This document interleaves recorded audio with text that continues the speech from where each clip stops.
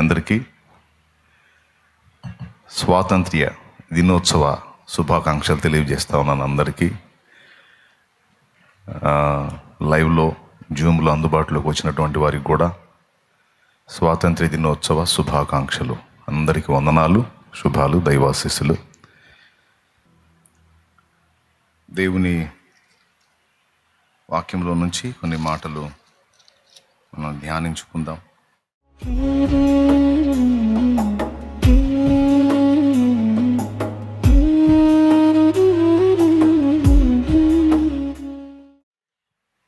కొంతమంది కోడళ్ళకి అత్తల భారం. మంచి మంచి వాళ్ళు పోతున్నారు, ఏమో పోవట్లేదని పాపం ఎన్ని దండాలు పెట్టుకుంటుంటారో కొంతమంది కోడళ్ళు. కొంతమంది అత్తలకి కోడళ్ళ భారం. ఇలా రకరకాల, కొంతమంది మీద అప్పుల భారం. ఈ భారం అయితే మనందరికీ ఉంది, చాలామందికి ఉంది కదా. స్తోత్రం. ఎంతమందికి ఉందో అప్పుల భారం? చేతులు ఎత్తండి. రైట్, అందరికీ, చాలామందికి అప్పుల భారం ఉంది. దేవుని కృప ఏంటంటే అదుల్లాం గుహలో దావీద్ దగ్గరికి అంత అప్పులోళ్ళు వచ్చినట్టు నాకు ఇచ్చిన సమూహం అంతా కూడా అప్పులోళ్ళే. దేవునికి స్తోత్రం. ఏదన్నా చేద్దాం, దేవుని కొరకు అందామన్నా భయం పుడుతుంటుంది నాకు.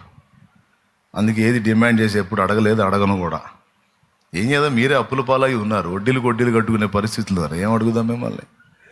అందుకే ఏం అడగబుద్ధి కాదు.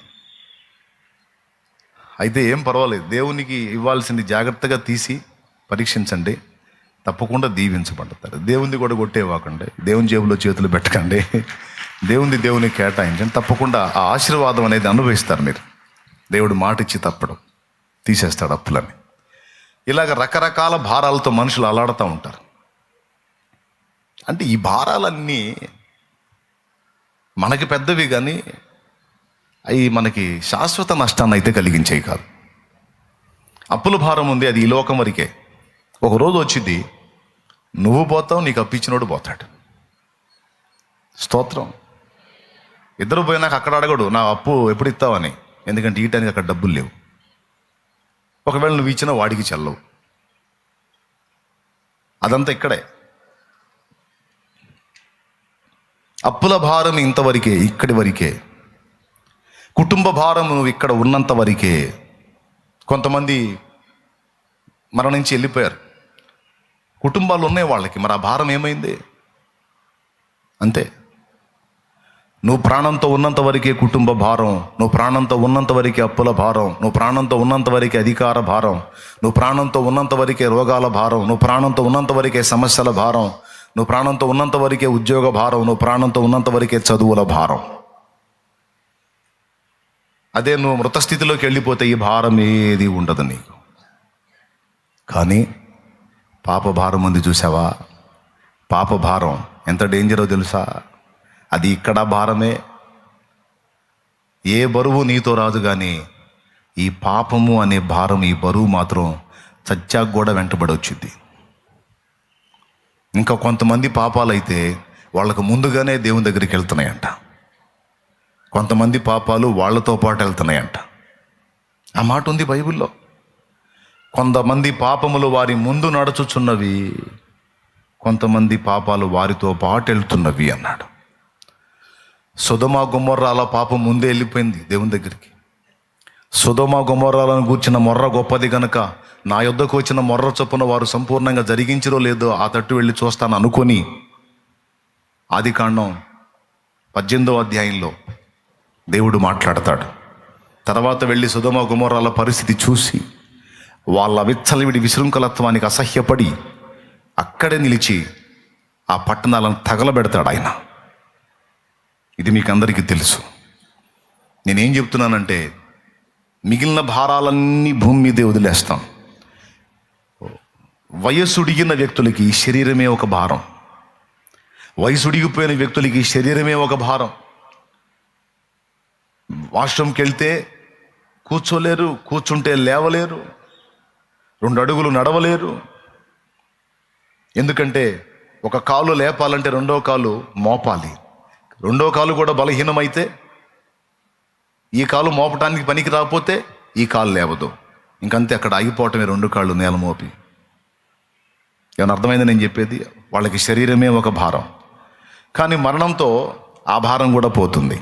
సకల భారములు భూమి మీదే రద్దయిపోతాయి, కానీ పాప భారం మాత్రం ఇక్కడికి అక్కడికి కూడా ప్రయాణం చేస్తుంది. అందుకే అన్ని భారాల కంటే పెద్ద భారం పెను భారం, మనకు భూమి మీద నెమ్మది లేకుండా చేసే భారం, చచ్చాక నరకానికి తీసుకెళ్లే భారం పాప భారం. అదంత డేంజర్ కాబట్టే ఆ భారాన్ని మన మీద నుండి తొలగించడానికి ఆయన సిలువనెక్కాడు. అసలు ఏ భారాన్ని మన మీద నుండి తొలగించడానికి యేసయ్య సిలువ మోసాడు? అప్పుల భారమా, రోగాల భారమా, సమస్యల భారమా, కుటుంబ భారమా? ఏ భారం? పాప భారం. ఎందుకు పాప భారం అంత డేంజర్ అంటే, మిగిలిన భారాలన్నీ ఇక్కడితోనే అంతమవుతాయి, కానీ పాప భారం ఇందాక తిమోతి పత్రికలో చూపించాడు చూడండి, రిఫరెన్స్ ఒకసారి. కొందరి పాపములు తేటగా బయలుపడి న్యాయపు తీర్పునకు ముందుగా నడుచుచున్నవి, మరి కొందరి పాపములు వారి వెంట వెళ్ళుచున్నవి. చూడండి ఆ రిఫరెన్స్, 1 తిమోతి 5:24. కొందరి పాపములు తేటగా బయలుపడి న్యాయపు తీర్పునకు ముందుగా నడుచుచున్నవి, మరికొందరి పాపములు వారి వెంట వెళ్ళుచున్నవి.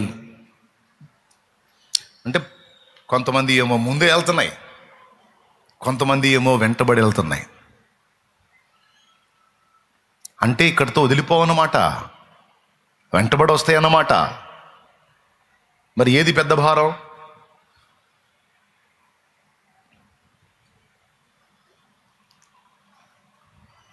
అందుకే నా పాప భారాన్ని మోసావా, నా భారాన్ని మోసావా, భారాన్ని మోసావా అని యేసయ్య మీద ఎన్ని పాటలో.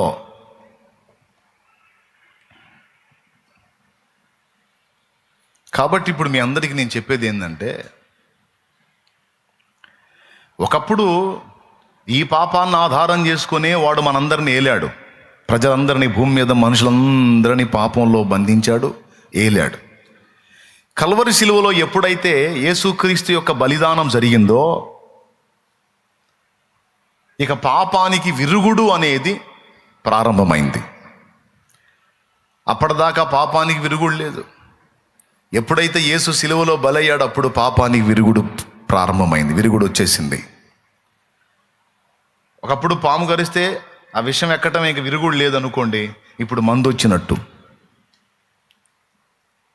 యేసు రక్తమే పాపం యొక్క విరుగుడికి మందు, పాపం యొక్క విరుగుడు మందు యేసు రక్తమే. ప్రతి ఘోర పాపమును కడుగును మన యేసయ్యా రక్తము, ప్రతి ఘోర పాపమును కడుగును మన యేసయ్యా రక్తము. బహు దుఃఖములో మునిగెనే, చెమట రక్తముగా మారెనే, బహు దుఃఖములో మునిగెనే, చెమట రక్తముగా మారెనే. యేసు రక్తము రక్తము రక్తము, యేసు రక్తము రక్తము రక్తము, అమూల్యమైన రక్తము, నిష్కళంకమైన రక్తము, అమూల్యమైన రక్తము, నిష్కళంకమైన రక్తము. యేసు రక్తము రక్తము రక్తము, యేసు రక్తము రక్తము రక్తము. దేవునికి మహిమ, దేవునికి మహిమ. యేసయ్య రక్తము చిందించబడింది, మన పాపములకు ప్రాయశ్చిత్తం దొరికింది, పాపానికి విరుగుడు లభించింది, మరణము పాపము యొక్క ముళ్ళు విరిగిపోయింది. ఓ మరణమా నీ ముల్లెక్కడా, ఓ మరణమా నీ విజయం ఎక్కడా? అయిపోయింది, అది కలువరి శిలువలో విరిగిపోయి ఓడించబడింది. సాతాను ఓడిపోయాడు, వాడి అంధకార శక్తులు, వాడి దురాత్మలన్నీ ఓడిపోయాయి, వాడి సైన్యమంతా ఓడిపోయింది, ఓటమి పాలైపోయింది. యేసు జయించాడు, యేసు గెలిచాడు. ఇప్పుడు మానవాళికి పిలుపు, ప్రయాసపడి భారము మోయిచున్న సమస్త జనులారా నా యొద్దకు రండి, నేను మీకు విశ్రాంతి కలుగజేస్తున్నాను. యేసునొద్దకు వచ్చిన వానికి విశ్రాంతి, యేసునొద్దకు వచ్చిన వానికి పూర్తి స్వేచ్ఛ.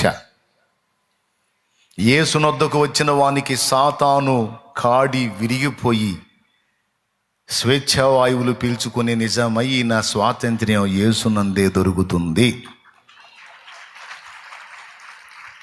యేసయ్య రక్తంలో కడగబడ్డ వానికి, యేసయ్య కాడిని భుజముల మీద ఎత్తుకున్న వానికి, యేసయ్య రెక్కల నీడకు చేరిన వానికి నిజమైన విశ్రాంతి ప్రియులారా, నిజమైన స్వేచ్ఛ, నిజమైన స్వాతంత్ర్యం. కానీ ఎంతమంది వచ్చారు ఇంకా ప్రజలు? కొంతమంది వచ్చారు, ఇంకా కొంతమంది రాలేదు. మనమైతే వచ్చాం. కేవలం ఆయన యందు విశ్వాసం ఉంచుట ద్వారా, కేవలం ఆయన యందు విశ్వాసం ఉంచుట ద్వారా, ఆ విశ్వాసాన్ని బట్టి ఆయన రక్తము చేత మనందరి పాపములు కడిగి పరిశుద్ధపరిచి క్రొత్త జన్మ అనుభవంలోనికి మనల్ని తీసుకొని వచ్చాడు. దేవునికి స్తోత్రం కలుగును గాక. హల్లెలూయా. ఇది ఎలాగో తెలుసా? ఇది ఎలాగో తెలుసా? భార్య భర్త ఉన్నారు. భర్త బతికున్నాడు, భార్య బతికుంది. ఇద్దరికి వివాహ బంధం ఏర్పడింది. ఇక భూమి మీద వాళ్ళిద్దరు బతికున్నంత వరకు అనుబంధం కంటిన్యూ అయింది. ఇక ఎంత దుర్మార్గుడైనా, తాగుబోతుడైనా, తిట్టుబోతుడైనా, కొట్టుబోతుడైనా, పండుబోతుడైనా, తిండిబోతుడైనా, వాడు ఏ బోతైనా అని భరించక తప్పదు. పెళ్లి చేసుకుందిగా. అటు సైకో అయినా సరే తట్టుకోక తప్పదు. పెళ్లి చేసుకుందిగా. ఆ అనుబంధం కంటిన్యూ అవ్వాల్సిందే. మరి వాని పెత్తనం ఆమె మీద నుండి ఎప్పుడు పోతుందంటే ఆమె చనిపోయినప్పుడు వాని పెత్తనం ఆమె మీద నుంచి పోతుంది. ఇంకా చనిపోయిన తర్వాత ఇక ఆమె మీద ఏం సాగించుకుంటాడు? అర్థమైందా నేను చెప్పింది మీకు? దేవునికి స్తోత్రం. చాలాసార్లు మనం క్రొత్త జన్మ అని మాట్లాడతాం. బాప్తీసం తీసుకుంటే క్రొత్త జన్మ అని. అసలు ఆ డైలాగ్ ఎందుకు వచ్చిందో తెలుసా? అది చెప్తా విను. క్రొత్త జన్మ ఎత్తావు అంటే పాత జన్మలో చచ్చిపోయావు అని అర్థం. పాతి పెట్టబడ్డావు అని అర్థం. మృతి చెందావు అని అర్థం. ఇంతవరకు మనల్ని ధర్మశాస్త్రము మొదటి భర్తగా ఉండి మనల్ని ఏలటం మొదలుపెట్టింది. ఆ ధర్మశాస్త్రాన్ని ఆధారం చేసుకొని పాపం వచ్చింది. ధర్మశాస్త్రంలో ఆజ్ఞలు ఉంటాయి. ఆజ్ఞలకు వ్యతిరేకంగా ఏం చేసినా పాపమే. ఆ పాపాన్ని ఆధారం చేసుకొని వాడేడటం మొదలుపెట్టాడు దరిద్రుడు. ఎవరు? ఇప్పుడు వరుసగా మళ్ళీ మొదటి నుంచి వద్దాం. ధర్మశాస్త్రం ఫస్ట్ మొదటి భర్త అనుకుందాం. ధర్మశాస్త్రం ఆధారం చేసుకొని ఏమొచ్చింది? అదే ఆజ్ఞ లేనప్పుడు, ధర్మశాస్త్రం లేనప్పుడు, ఆజ్ఞ లేనప్పుడు పాపం మృతం. ఆజ్ఞ వచ్చింది కనుక పాపానికి లైఫ్ వచ్చింది. ఆజ్ఞను ఆధారం చేసుకొని పాపం రన్నింగ్లోకి వచ్చింది. ఏ ఒక్క ఆజ్ఞ మీరినా అది పాపం. ఓకేనా? ఆజ్ఞ లేకపోతే పాపం లేదు. ఆజ్ఞ వచ్చింది కనుక పాపం రన్నింగ్లోకి వచ్చింది. ఓకే, ఆజ్ఞ వచ్చింది కనుక పాపం రన్నింగ్లోకి వచ్చింది. ఆజ్ఞ మీరితే పాపం. ఎన్ని ఆజ్ఞలు మీరితే అన్ని పాపాలు. ఇక ఎన్ని పాపాలు జరిగితే అంత లక్కు వాడికి. ఎవరికి? శత్రువుకి. ఆ పాపాన్ని ఆధారం చేసుకుని వాడు రన్నింగ్లోకి వచ్చాడు. ఎంతమందికి అర్థమైంది? ఓకేనా? ఇప్పుడు ముగ్గురు అన్నమాట. ఒకటి ధర్మశాస్త్రం, 2 పాపం, 3 సైతాన్. ఇప్పుడు ఈ ఏలుబడి నుంచి మనం విడుదల పొందాలంటే ఒక్కటే మార్గం. మనంగా బతికున్నంత వరకు, మనంగా సజీవంగా ఉన్నంత వరకు ఈ 3 ఏలుబడి మన మీద నడిచిద్ది. ఆజ్ఞను ఆధారం చేసుకొని పాపం వచ్చింది. ఆజ్ఞ మీరింది ప్రతిదీ కూడా పాపం అయింది. ఈ పాపాన్ని ఆధారం చేసుకొని సైతాను గడు వెళ్తుంటాడు మనల్ని. వాడు ఏడిపిస్తుంటాడు మనల్ని. కాబట్టి వీటి నుంచి విడుదల పొందాలంటే ఒక్కటే మార్గం. ఏంటంటే మనం చనిపోవాలి. చనిపోవాలంటే ఎట్లా? ఆ చనిపోయే ప్రక్రియనే బాప్తిస్మము అన్నారు. అర్థమైందా? ఇక పాత జన్మలో, ఆదాము సంబంధిత జీవితంలో జన్మలో మనం నీళ్లలో పాతిపెట్టట్టు ముంచబడిన బాప్తిస్మపు అనుభవంలో అదే కనపడింది. నీళ్లలో ముంచబడినప్పుడు పాత జీవితం పాతి పెట్టబడింది. కొత్త పేరు ఎందుకు పెడతారో తెలుసా? పాతోడు చచ్చిపోయాడని. ఇక క్రొత్త జన్మ కాబట్టి మరి కొత్తగా పుట్టినోడికి కొత్త పేరు ఉండాలి కదా, అందుకని కొత్త పేరు పెడతారు. అది అసలు విషయం. పేరు ఎందుకు మారుస్తారు? ఆ పాత పేరే ఉంచవచ్చుగా అని కొంతమంది అంటారు. ఎందుకు మార్చేది పేరు? పాత మనిషి చనిపోయింది, ఇక ఆ ధర్మశాస్త్రం కాడి, ఆ పాపం యొక్క ఏలుబడి, ఆ పాపాన్ని ఆధారం చేసుకునే సైతాను ఏలుబడి మొత్తం పోతుంది. ఎప్పుడు పోతుంది?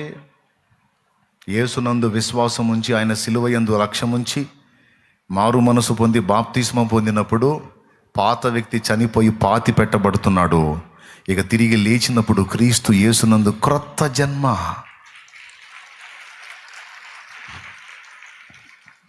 అర్థమైందా? ఇంకేలుబడి లేదు, పాపం యొక్క ఏలుబడి లేదు, ఇక ధర్మశాస్త్రం అనే కాడి లేదు. ఆ మొదటి భర్త ఏలుబడి చేయటానికి మనిషి చచ్చిపోయింది, ఇంకేం వెళ్తాడు? ఇప్పుడు తిరిగి లేచిన వ్యక్తి కొత్త వ్యక్తి. ఈ వ్యక్తి ఎవరి సొత్తు అంటే నజరేయుడగు యేసు సొత్తు. ధర్మశాస్త్రం లాగా ఒత్తి పరిపాలించే భర్త కాదు ఈ భర్త. ఈ భర్త ప్రేమ గల భర్త. ఈ భర్త మనకు తెలియకపోతే నేర్పుకుంటాడు, మనల్ని సహిస్తాడు, భరిస్తాడు, క్షమిస్తాడు, ప్రేమిస్తాడు. ప్రేమను బట్టి కొన్నిసార్లు గద్దిస్తాడు, శిక్షిస్తాడు, తెలియనివి నేర్పుకుంటాడు. మొత్తం మీద మనల్ని కొలిక్కి తెచ్చుకునే ప్రేమ కలిగిన భర్త, సహించే భర్త, కనికరించే భర్త, జాలితో నిండిన భర్త, చెయ్యి విడవని భర్త. ఆ ప్రతిదీ నేర్పిస్తాడు. ఇప్పుడు ప్రతిదానికి, చిన్నదానికి పెద్దదానికి తప్పుబట్టే భర్తతో ప్రశాంతంగా ఉంటుందా భార్య? లేకపోతే కొన్ని పొరపాట్లు జరిగిన పోనీలేబ్బా ఏం కాదు అని క్షమించే భర్తతో ప్రశాంతంగా ఉంటుందా భార్య? పెళ్లి కాని పిల్లలు మీరైతే ఎవరిని కోరుకుంటారు? చాలా మంచి పేరున్నోడు, మంచి అందగాడు, బాగా డబ్బున్నోడు, పెద్ద పెద్ద బిల్డింగులు ఉన్నాయి, పెద్ద పెద్ద భవంతులు ఉన్నాయి, కార్లు ఉన్నాయి, అన్నీ ఉన్నాయి, బంగ్లాలు ఉన్నాయి, అన్నీ ఉన్నాయి. కానీ డిసిప్లిన్. నాకు పొద్దున్నే 5 నువ్వు నిద్ర లేపాలి అంటే 5 గంటల 1 నిమిషానికి నువ్వు నిద్ర లేపినా కొడతాడు, ఊరుకోడు. 5 గంటలకు అన్నాను, 5:01కి ఎందుకు లేపావు? 5కి కరెక్ట్గా లేపాలి అంటాడు. 8 గంటలకల్లా నాకు భోజనం సిద్ధం కావాలి అన్నాడు అనుకో, బ్రేక్ఫాస్ట్ అయిపోవాలి నాది అన్నాడు అనుకో, నువ్వు 8 గంటల 1 నిమిషానికి రెడీ చేసినా సరే కొడతాడు, ఒప్పుకోడు.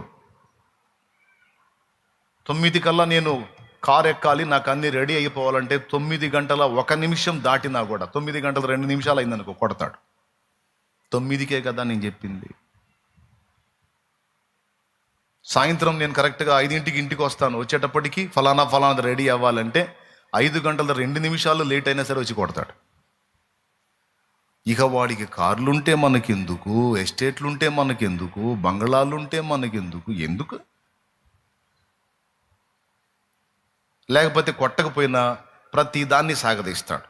నేను 5కి లేపమన్నాను కదా, 5 గంటల 1 నిమిషం ఎందుకు గడిపావు? నిమిషం అంటే ఎంతో తెలుసా? 60 సెకండ్లు. 60 సెకండ్లలో ఎంత చేయొచ్చో తెలుసా? పనికి మాలిందన్న ఒక సెకండ్, 1 నిమిషం లేటుగా లేపావు. ఏమండి, నిమిషమే కదండి అంటే మళ్ళీ ఈ విషయంలో క్లాస్ బీగడానికి 5 నిమిషాలు తీసుకుంటాడు, 10 నిమిషాలు తీసుకుంటారు, అరగంట తీసుకుంటాడు ఆ 1 నిమిషం కోసం. అయినా సరే వాడికి అది నష్టం కాదు.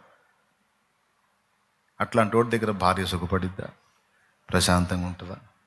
ధర్మశాస్త్రం అలాంటిది. ధర్మశాస్త్రం అలాంటిది. మనం నెరవేర్చలేమని తెలిసే మనకి ఇచ్చాడు ఆయన. ఆజ్ఞ యొక్క బలం ఎంత బలీయమైందో, దేవుని ధర్మశాస్త్రం ఎంత తీవ్రమైందో మనకు అర్థం కావాలి. అయితే దాన్ని పర్ఫెక్ట్గా నెరవేర్చిన వాడు ఒకే ఒక్కడు, నజరేయుడగు యేసు. ధర్మశాస్త్రం అంతయు నెరవేరు వరకు దానిలో నుండి ఒక అచ్చైనా పుల్లైనా సున్నైనా తప్పిపోదని మీతో నిశ్చయముగా చెప్పుచున్నానని చెప్పి, ధర్మశాస్త్రం ఇచ్చిన సకల ఆజ్ఞలను తన యందు నెరవేర్చి ధర్మశాస్త్రాన్ని సంపూర్తి చేయటానికి, మనందరి పాపరుణం తీర్చడానికి, మనందరికీ నూతన జన్మ అనుభవాన్ని ఇవ్వడానికి, మనందరికి బదులు తన ప్రాణమును పణంగా పెట్టిన ప్రేమామూర్తి ప్రభువైన యేసుక్రీస్తు. దేవునికి స్తోత్రం కలుగును గాక.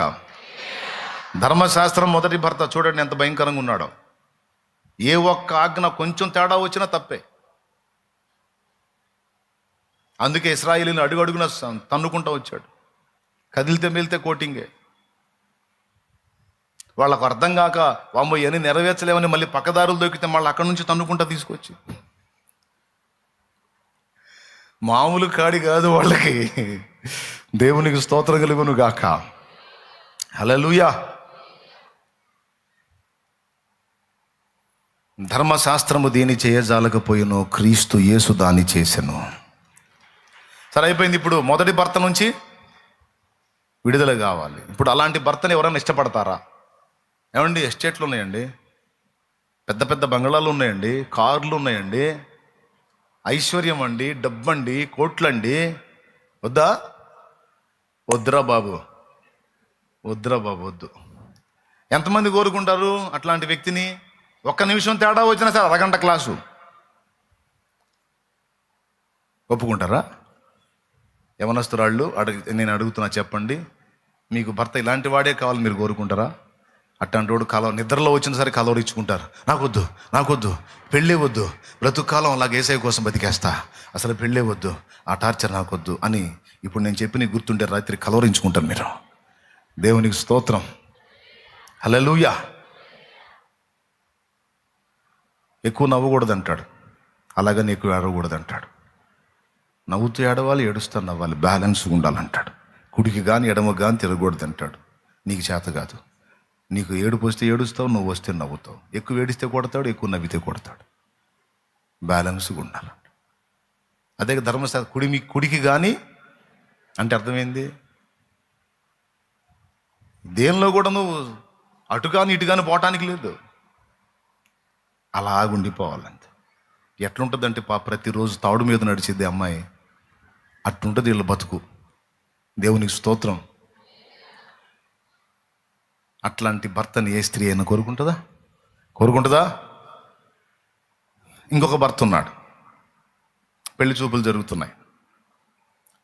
ఏం చేద్దాం, ఈ అబద్ధాలు పెళ్లి చేయమంటారుగా. అమ్మాయికి అసలు వాస్తవానికి కూరలు రావు, ఏమి రావు. అన్నం వండటమే అంతంత మాత్రం. అన్నం వండటం కూడా సరిగా రాదు.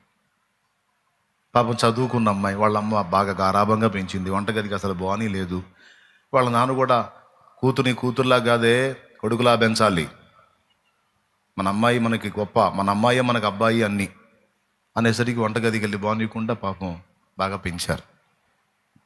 పెళ్ళికి ఎదిగింది, పెళ్లి చూపులు. అబ్బాయి వచ్చాడు, కూర్చున్నాడు. అబ్బాయి తరపు వాళ్ళు వచ్చారు. ఆ అమ్మాయి మరి అబ్బాయికి ముంబైలో జాబ్ అండి, ముంబైలో జాబ్ అండి. మరి అమ్మాయి అక్కడికి వెళ్ళిపోద్దండి, మా దగ్గరేమి ఉండి అత్తగారి బాధ ఏమి ఉండదండి. అక్కడే వంట వారు పోస్తే చాలండి. అబ్బాయి చక్కగా పాప దాకా హోటల్లో తింటున్నాడు పెదబాయి, మంచి చక్కగా. మరి ఆ అమ్మాయి వండి పెడితే చాలండి అంటే ఇప్పుడు వాళ్ళు ఏం చేయాలి? అమ్మాయికి వంటలు రావు.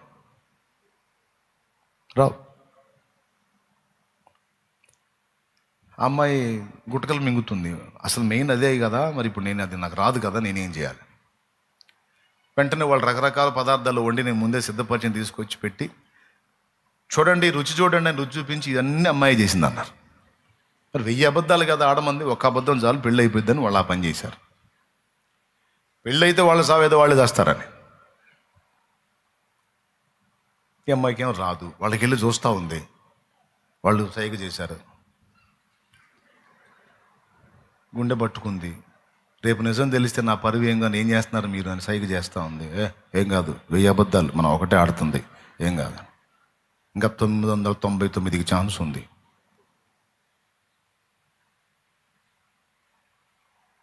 అబ్బాయి కూడా తిన్నాడు. అబ్బా అద్భుతం, అమోఘం అన్నాడు. ఇంక వేరే మాటే లేదు. అమ్మాయి నాకు నచ్చేసింది అన్నాడు. పెళ్ళైపోయింది. ముంబైకి వెళ్ళిపోయారు. కాపురం స్టార్ట్ అయింది. అబ్బాయి రూమ్లో అన్ని సామాన్లు ఉన్నాయి. అబ్బాయి బయటికి వెళ్తే చెప్పాడు, నేను ఆ రోజు పెళ్లి చూపుల్లో తిన్న గుత్తి వంకాయ కూర ఉంది చూడు, అద్భుతం, అస్సలు అమోఘం అనుకో. అసలు ఆ కూరతోనే నేను నీకు ఫిదా అయిపోయాను, బానిస అయిపోయాను. నేను వెళ్ళి వస్తాను, నువ్వు అద్భుతంగా గుత్తంకాయ వేపుడు, ఫలానా ఫలానా ఫలానా కూరలు, మంచిగా రైస్ అంతా రెడీ చేసేసాయి, వచ్చేసి తినేస్తాను అనుకుంటా బయటికి వెళ్ళాడు. ఈ అమ్మాయి పరిస్థితి ఏంది? ఈ అమ్మాయికి అన్నం వండటమే రాదు. ఇప్పుడు ఎట్ట చేయాలా? ఏదో వాళ్ళ అమ్మ అప్పుడప్పుడు బియ్యం కడుగుతున్న ప్రక్రియ గుర్తుంది కాబట్టి ఆ తెప్పాళ్లలో నీళ్లు పోసి ఈ రైస్ వేసి కాసేపు కడిగి ఆ ఎసరు ఎట్లా పెట్టాలో కూడా తెలియదు. ఆ బియ్యం వేసింది, నీళ్లు పోసింది, పెట్టింది. ఆ బియ్యం ఆ నీళ్లు సరిపోలా, కాసేపటికి అది మాడింది. అది అన్నం కాదు, బియ్యం కాదు. అది అన్నం కాదు, బియ్యం కాదు, నల్లగా మాడిపోయి కూర్చుంది. సరే అన్నం ఏదో తర్వాత చూద్దామని కూర మొదలు పెట్టింది. కూర అసలు ఎట్లా స్టార్ట్ చేయాలి? ముందు ఏది మొదలు పెట్టాలి? పాపం ఎంత ఇబ్బంది పడిందంటే ఇప్పుడు పరువు పోయే పరిస్థితి. భర్తకు నిజం తెలిస్తే బండి ఎక్కిస్తాడేమో. కూరల్ని బట్టే చేసుకుందానని చెప్పి పెద్ద మాట చెప్పాడు. ఇప్పుడు ఆ కూరదే నాకు చేత కాదంటే ఇప్పుడు విడాకులు అవుతుందేమో. ఎంత గడగడలాడిపోయిందో, ఎంత టెన్షన్ అయిపోయిందో. దిగులు పడింది, విచారపడింది. మనిషి ఏమో చాలా మంచి మనిషి, చాలా ప్రేమ కలిగినోడు. ఇప్పుడు అతని నుంచి ఎడబాపు పరిస్థితి వచ్చేసిందని ఇక దిగులు పడింది, ఏడ్చింది, కళ్ళు వాసిందాక ఏడ్చింది. ఇక అవన్నీ అక్కడ పడేసింది. ఆ పాత్రలన్నీ కూర మొదలు పెడితే అవి మాడిపోయినాయి, అన్నం మాడిపోయింది, అంత షేపులన్నీ మారిపోయి అంత కాఫీ పొడిలాగా అయిపోయింది మొత్తం. అవి మొత్తం ఆడ పెట్టుకొని కూర్చొని ఇక నిజం చెప్పేద్దాం, ఏమైతే అయింది, ఇంకా చేయగలిగింది ఏం లేదని ఫిక్స్ అవి కూర్చుంది. తీరా అతను వచ్చాడు. రెడీ అయిందా? ఏది ఘుమఘుమలాడే గుత్తి వంకాయ కూర అన్నాడు.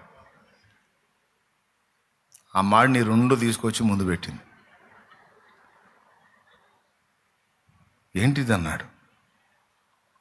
ఏంటేముంది, నిజం చెబుతున్నా, ఆ రోజు మీరు తిన్న వంటలు నేను చేసినవి కాదు, మా అమ్మోళ్ళు చేసినాయి. నాకు అసలు అన్నం వండటమే రాదు. ఏం చేద్దాం, మా నాన్న అమ్మాయిని అబ్బాయిలా పెంచాలని వంటగదికి వెళ్ళి పోనీకుండా నన్ను పెంచాడు.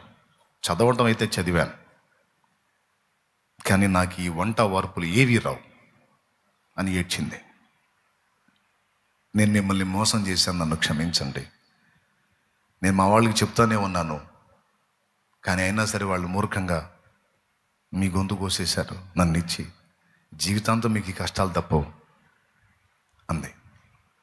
అప్పుడు ఆయన ప్రేమగా ఆమె దగ్గరికి తీసుకొని, పిచ్చిదానా నాకు తెలుసు అన్నాడు. నాకు తెలుసు. ఎప్పుడు తెలుసు?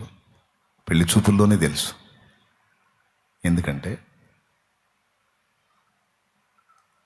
మేము తిన్న తర్వాత కిటికీ దగ్గరగా నేను వచ్చినప్పుడు అటుపక్క నువ్వు మీ వాళ్ళతో మాట్లాడుతున్న మాటలు నేను విన్నా.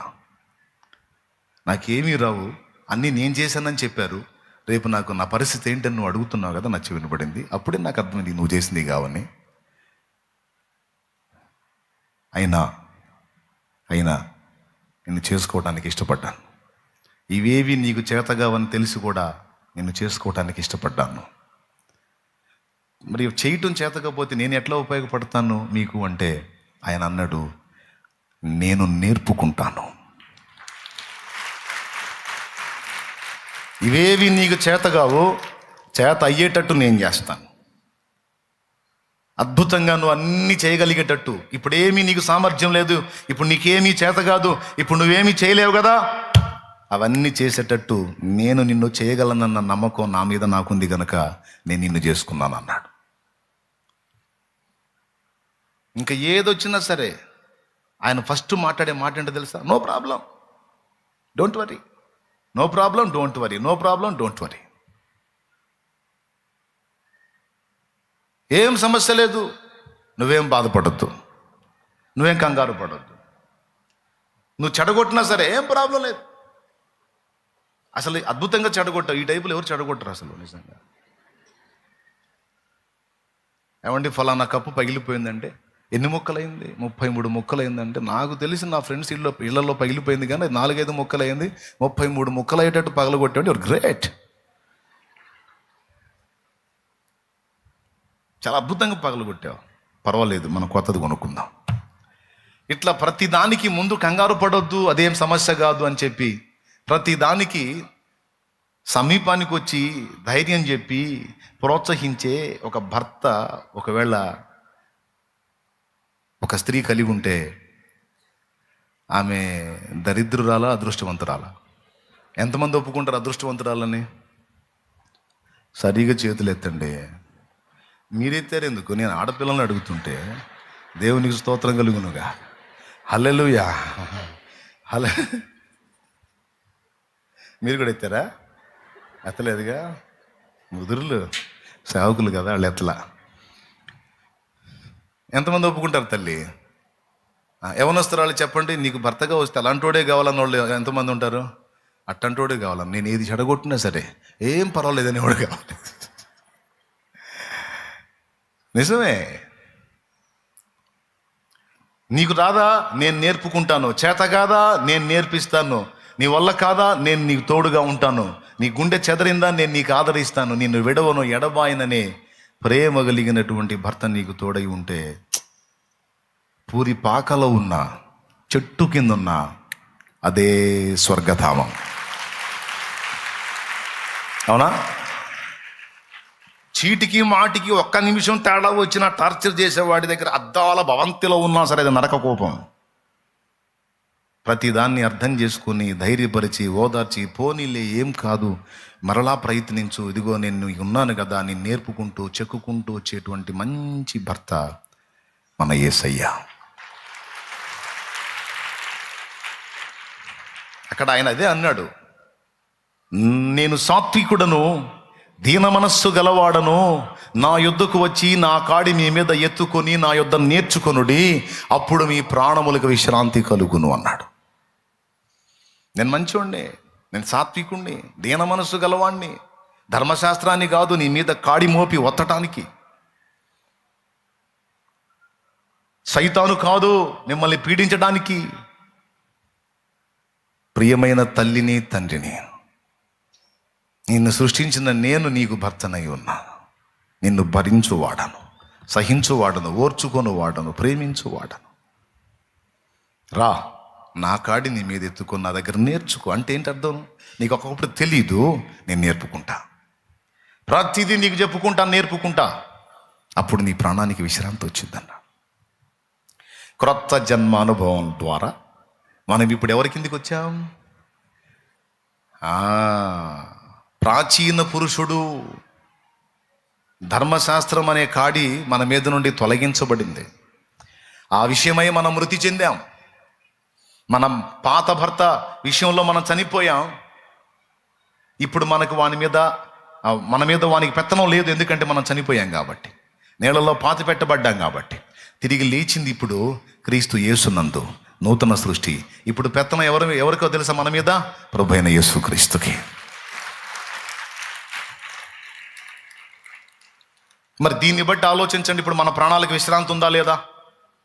ఉందా లేదా? క్రీస్తు యేసునొద్ద మనకు క్షమాపణ ఉందా లేదా? ఉందా లేదా? అదే అంతకుముందు ధర్మశాస్త్రం దగ్గర కఠిన శిక్ష. క్రీస్తు యేసునందు డోంట్ వరీ.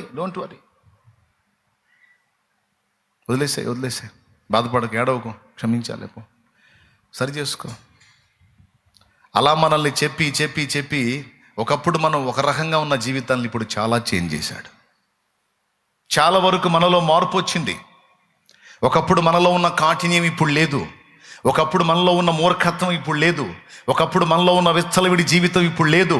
ఒకప్పుడు మనలో ఉన్న తొందరపాటు పనులు ఇప్పుడు లేవు. ఒకప్పుడు మనలో ఉన్న మౌఢ్యం, మూఢత్వం ఇప్పుడు లేదు. చాలా విషయాల్లో విరిగిపోయాం. చాలా విషయాల్లో మార్పు. ఎంతమంది ఒప్పుకుంటారు బ్రదర్? ఎంతమంది ఒప్పుకుంటారు? ఎలా వచ్చింది ఆ మార్పు? కఠినమైన ధర్మశాస్త్రం వలన వచ్చిందా? దేవుని ప్రేమ వలన వచ్చిందా? అబ్బా, అది దేవునికి మహిమ కలుగునుగాక. హల్లెలూయా. ఆయన ప్రేమను బట్టి వచ్చింది మనలో ఆ చేంజ్. అంతేకాదు, ఆనాడు ధర్మశాస్త్రాన్ని బట్టి భయపడ్డాం. ఈరోజు యేసయ్య ప్రేమను బట్టి యేసయ్యతో ప్రేమలో పడ్డాం. అందుకే యేసయ్యతో ప్రేమ గీతాలు పాడుకుంటున్నాం. లోకస్తులకు అర్థమై సావట్లా. ప్రియుడేంది ఆడి బొందేంది అంటున్నాడు. వాళ్ళకేం తెలుసు? ప్రియుడు కాదు, ప్రాణప్రియుడు.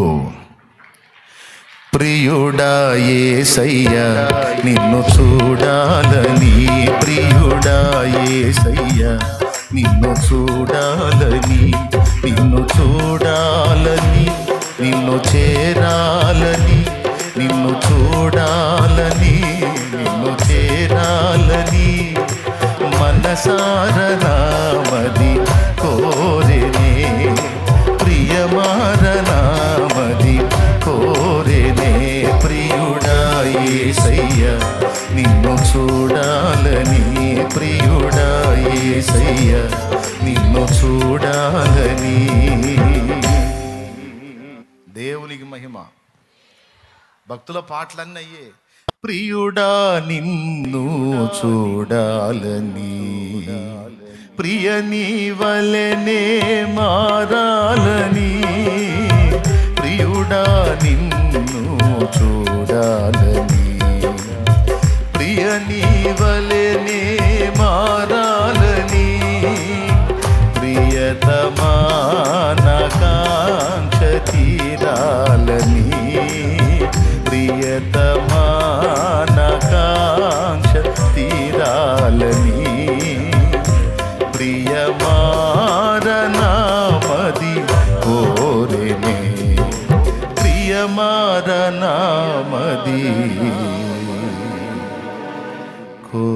కోరెనే. యేసయ్యా నా ప్రియా ఎప్పుడో నిరాకడ సమయం, ఎప్పుడో. దేవునికి మహిమ కలుగును గాక. హల్లెలూయా, హల్లెలూయా. ఏమండి, యేసయ్య మనల్ని ప్రేమించాడు, ప్రేమగా చూసుకున్నాడు, ప్రేమతో నేర్పుకుంటున్నాడు, ప్రేమతో చెక్కుకుంటున్నాడు, ప్రేమతో మలుచుకుంటున్నాడు. పాత జన్మ సమాధి చేయబడింది, క్రీస్తు యేసునందు క్రొత్త జన్మ అంటే అర్థం ఇది. ధర్మశాస్త్రం అనే కాడి కింద నుంచి విడుదల పొందాం, దాంతోపాటు పాపము నుండి విడుదల పొందాం, పాపం యొక్క ప్రభుత్వం నుంచి విడుదల పొందాం. ఏ పాపాన్ని ఆధారం చేసుకొని లూసిఫర్ గాడు, సైతాను గాడు మనల్ని ఏళ్తున్నాడో వాడి పెత్తనం కింద నుంచి కూడా బయటపడ్డాం.